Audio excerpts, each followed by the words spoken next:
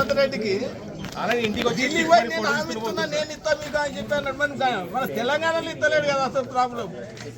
ఢిల్లీలో చెప్తున్నా, ఢిల్లీలో పోయి నేను ఇస్తా, నేను హామీ నీకు అని చెప్పాను. మనకెందుకు ఇస్తాడంటే హామీ ఇచ్చిన హామీలు ఎటు పోతున్నాయి? ఇప్పుడు రైతు భరోసా ఎటు పోయింది, రైతు రుణమాఫీ ఎటు పోయింది, రేషన్ కార్డు ఎటు పోయినాయి, అన్ని వాగ్దానాలు చేసుడు. దసరా అన్నాడు, దసరా పోయింది. బతుకమ్మ సీరియల్ నేసే ఇప్పుడు రేపు పొద్దుగాల 500 అన్నాడు. ఆ వీలేవి అన్ని మాట్లాడు అయితే బాగా మాట్లాడుతున్నాడు. దేనికి మంచిది అది? పబ్లిక్ నువ్వు ఆగం చేసుడు తప్ప ఏమైనా ఉన్నదా ఇలా?